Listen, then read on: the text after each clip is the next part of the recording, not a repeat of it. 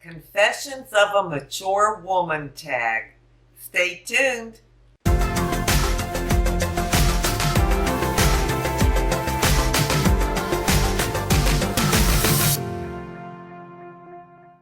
Hi, and welcome to my channel. My name is Sheila. I am so excited about today's video because it's a tag video, and I love tag videos. This tag was created by Susan from the channel Little Poet. Susan does fantastic videos, and her tags always touch me. So when she does a tag and opens it up to other women in the mature community, I always do her tags. Before I get started, I would like to welcome you. Thank you so much for being here, and a special welcome to all my new subscribers. I want you to know how truly grateful I am to all of you. Well, let's get on with this tag. It's 8 questions. Question number 1. How old are you, and how old do you feel inside? Well, I am 70 years old. I turned 70 in May, and on the inside, I feel the same as I did when I was a girl. I truly do. And honestly, I think most of us do. At least other people that I have talked to have said so. I've talked to men and women who are way older than I am, and they may talk about their ailments and their age, but they say, but on the inside, I still feel the same. And my own mother, who is 95 years old, still says that. When I remind her she's 95, she'll say, oh, that's so old. And then she'll say, but I don't feel any different. I feel the same as I always have, the same as I did when I was young. And so maybe that's just a universal feeling, but I definitely feel like I always have. Number 2, what is the biggest change being 70 has brought to your life? Well, I can't say any yet. Well, I've only been 70 for about 3 weeks, so who knows what's down the road. But honestly, thank the Lord, my health hasn't changed. I feel good. I can still be active like I like to be and do the things that I enjoy doing. And so nothing has changed for me yet. Now, certainly, I'm sure there are many things that I cannot do or that I am limited. But I'll find a workaround, because there's always a way to get around things. And the answer to the second part of that question, do you have a new normal? No. No, my normal is still the same as it's always been. Number 3, describe the roughest patch you have been through in the past 5 years. Well, there's not just one. There have been several. Number 1, Dave, my husband, being diagnosed with advanced prostate cancer, and that was almost 6 years ago. And then, of course, over these last 5 years, he's had several surgeries, the radiation, the chemo, everything that goes along with it. That was very much a rough patch, going back and forth to the hospital and doctor visits and all those things. Another rough patch would be when my ma fell in Pennsylvania, and we brought her down here so we could be her caregivers and keep her out of a nursing home. Now, it wasn't a rough patch having her here. That was a joy. But the rough patch was watching her decline. Not physically. She's still in great physical health. No high blood pressure, no cholesterol problems, no kidney, nothing. But she is 95, she does have dementia, and that has gotten increasingly worse over the last couple years, and she cannot see. So watching that has really been a rough patch for me. Couple other things. I have a couple close family members who have been diagnosed with cancer. And about 4 years ago, I lost my beautiful sister-in-law, Kelly. I lost her to cancer. She was married to my brother, and that was very sad for the whole family. Number 4, do you look younger than you are? And part 2 of that is that important to you? Well, that's sort of a yes and no answer for me. I don't know if I look younger than I am, but I know I dress younger. But that has always been a part of me. When I was a girl in high school, in grade school, middle school, I loved sailor dresses. Clear up through high school, and I wore them. The blue and white stripe, and they're full on the bottom, and a great big white collar that kind of hung over and come down like this. I loved those. Nobody else was wearing them, but I was. Baby doll style dresses. I have always loved that style. I still love that style, and I still wear that style. So in those ways, I guess you would say I look younger just because I like to dress the way I like to dress.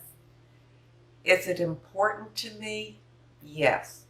And the reason why is I have to be me. It's very important to me to be true to myself. And that girlish part of me has always been inside of me and still is. And so it's important to me to honor myself and wear what I want to wear. If it's young, it's young. So be it. I just gotta be me. Number 5, what is marriage or dating like for the mature woman? Well, I can't speak to dating since I am married, and even before I got married, I didn't date. I've only dated 2 people in my life, and one was my first husband, the other was my second husband. As far as marriage goes, for me, it has been wonderful. In my mature age, it has been even better. I'm not sure why. I think when you reach that age, your children are gone, they're on their own, you have grandchildren, which is such a joy, you're retired or semi-retired, and you're kind of free to do what you want to do and have the time to go where you want to go. It's just a time to really grow even closer together. There are a lot of things that you can't do as a married couple as you mature, or it may be difficult for you to do, but there's always a workaround. There's so much more to marriage than what we think when we're younger. It's a time to really grow together, to really appreciate each other, to just be very good friends, to talk, to communicate, to have fun, to talk about all the memories that you've shared with your family. I just find it to be a wonderful time for me personally. Number 6, mature women on YouTube. Are they supported by the public, and do they inspire you? How hard is it to handle the hateful comments? I don't know if they're supported by the public. I kind of feel like mature women are. At least we support each other. And I have much younger subscribers that are very supportive to me. And I'm really grateful for that. And yes, they all inspire me. The mature women, when I say mature, I'm meaning like over 65. And the young people, they could be 25, 30, 35, 40. It doesn't matter. I feel that they are supportive, and I really appreciate each and every one. And they do inspire me. I can't wear the makeup that the young girls wear, but I love looking at them having fun and experimenting with different colors and different looks. It just brings happiness to my heart. And the second part of that question, how hard is it to handle hateful comments? Well, praise God, I have never had a hateful comment yet. Now, I understand many people have, and they do. And the bigger your channel is, the more hateful comments you get. Like I said, I've been very blessed, and I'm so grateful I haven't had any. But when I do, the way I'm going to handle it is, I'm just going to pray for them. That's all I got to say. Whatever they say to me, whoever they are, I'll just say a prayer for them. Because hurting people hurt people, and they need prayer.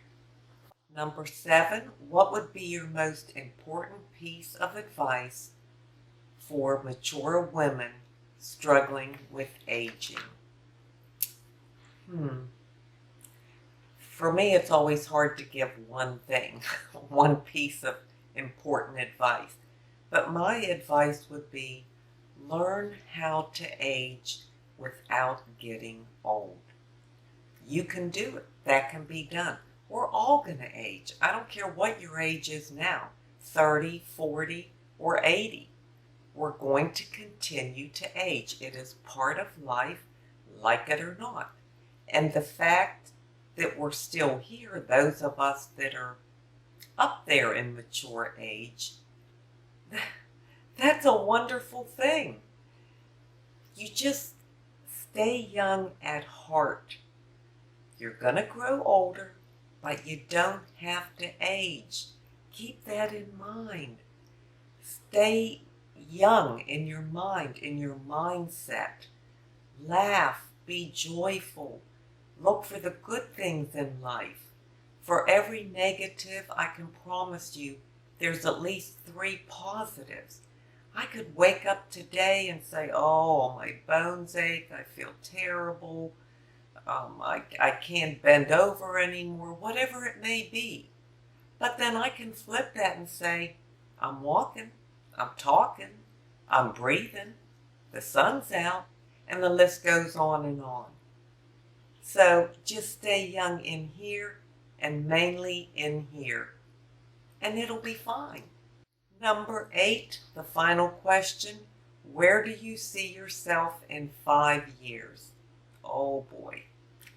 If I had a crystal ball, I could give you that answer, but I don't. I don't know. I don't know what's going to happen from day to day. Now, my prayer is that I'm still healthy and strong and active, but I may not be. But one thing I know for sure where I will be in 5 years, whether I'm bedridden or like I am now, or already in heaven, I will be joyful. I will have gratitude in my heart. I will be thankful for everything. I will have a smile on my face, and I will have a deep love for all things and all people. That I can guarantee you. Will there be sadness? There could be. Will there be great loss? I would imagine so. But I know I can get through all of that. I will be able to get through it. And I know if I keep a grateful heart and keep that joy that nothing can take away from you, then I'll be okay wherever I am in the next 5 years. Well, that's the end of the tag. I hope my answers weren't too long. It's just so hard to just give like a one-liner. But I so loved doing this tag. Susan, to you, I give a heartfelt thanks for creating this tag. You are just amazing. and I thank you so much. Well, of course, now you know I'm going to leave you with an inside beauty tip. My inside beauty tip is on being positive. And I'd like to read something.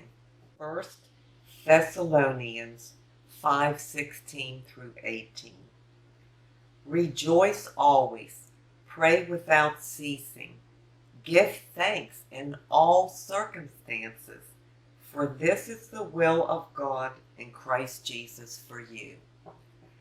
So what that means to me is, no matter what my circumstances are, I am going to be thankful. I'm going to give thanks.